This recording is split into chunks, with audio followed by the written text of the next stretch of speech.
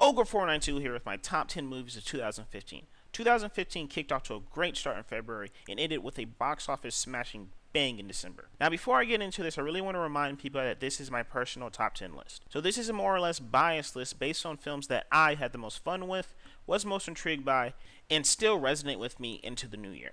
Now before I go into my list, I wanted to make a shout out to a few honorable mentions that didn't make the cut, including Cinderella, Straight Outta Compton, Tomorrowland, Mission Possible Rogue Nation, Me, Earl and the Dying Girl, Unfriended, and The Martian. Avengers Age of Ultron, the sequel to the 2012 hit comic book film. There were a lot of expectations riding on this film, and while not all were met, director Joss Whedon and Marvel Studios still managed to deliver a great film. It's a rousing global adventure with an entertaining villain and a cast that brings so much to their legendary comic book roles.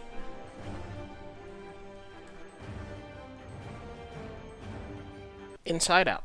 Inside Out was a film I didn't have that much expectation for. The last few Pixar films hadn't really hit the mark for me, but I heard whispers of this film reclaiming the Pixar throne, and boy did it. This is an inventive look into a little girl's head and the emotions that run it. It is a heartwarming film that hits you right where you live, but also leaves you with a hopeful smile on your face. This film once again shows the magic Pixar can conjure, and that's what makes it one of my favorite films of the year.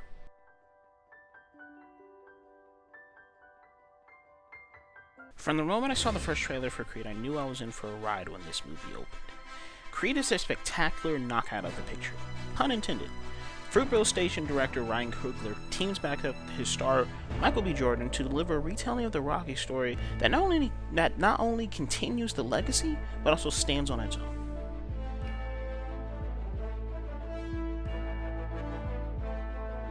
Sicario. This movie I had to bump way up my list, due to the way it hit me emotionally. This movie really explored the darker side of human nature with a realistic grit. It keeps you on the edge of your seat with its pace and atmosphere. Roger Deakins' cinematography ignites the screen, and the performances across the board were engaging. The film floored me with its depiction of the war on drugs and the lengths some will go to win it.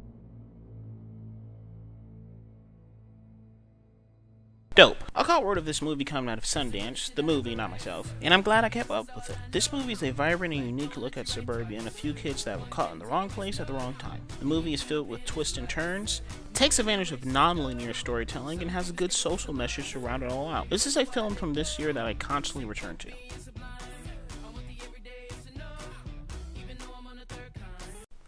Quentin Tarantino just keeps getting better and better. The Hateful Eight is the latest journey into Quentin Tarantino's crazy mind. The movie is a confined murder mystery that keeps you guessing, provides 8 characters that you love to hate. The location feels lived in, the characters are complex, and the actors deliver Tarantino's dialogue with mastery. This isn't my favorite Quentin Tarantino film, but it definitely belongs in the conversation, as does it belong in the top 5 of the year. Ant-Man. The little movie that could. Ant-Man was another Marvel film that had a lot of expectations to live up to, after the departure of Edgar Wright and Joe Cornish. But unlike Age of Ultron, I felt this movie surpassed them. It was a fun film that brought the scale down. Paul Rudd plays Scott Lang with an incredible charm, while Michael Douglas rocks the role of Hank Pym. The action was great, the visuals were great, the villain, well, he's a Marvel villain. But you could tell that Corey Stoll was still giving it his all. The film told its own story while pushing the universe forward, and told a small-scale superhero story amongst the buildings and cities falling to the ground that we've grown so accustomed to.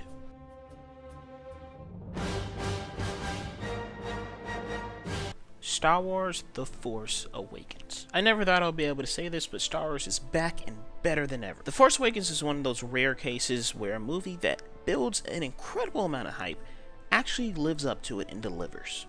The film brings us back to a galaxy far, far away and makes us never want to leave again. The movie moves at a lightning pace, introducing new characters that you fall in love with, and reintroduces characters that remind you of why you love them. Everything about this movie isn't perfect, but it lays the groundwork for a new trilogy that I want to see come to fruition. Star Wars is finally back, and I can't wait to see where it goes.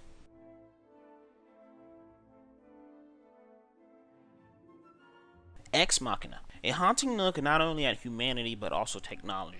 Since I was little, I always loved films about artificial intelligence, and this movie puts a nice new spin on them. The production design in this movie is fantastic, the conversations are thought-provoking, and the scores that build up to something unsettling. Oscar Isaac, Domhnall Gleeson, and Alicia Vikander give breakthrough and unforgettable performances. Director Alex Garland gives us a film that leaves me speechless every single time and gets better and creepier as you watch it more and more.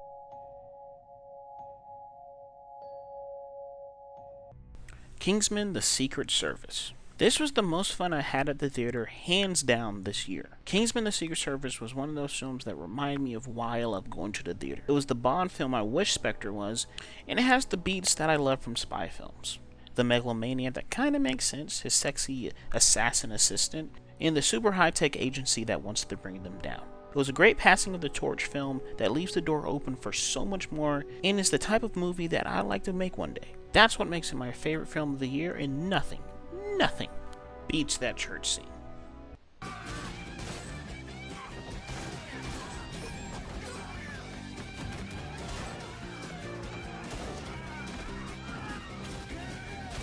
So that was my top 10 movies of 2015. Really enjoyed the year, and I cannot wait to see what this year brings. What were some of your favorite films of the year? Let me know in the comments below, and if you like this video, please hit that thumbs up button. And if you want to continue hearing me talk about movies, please hit that subscribe button.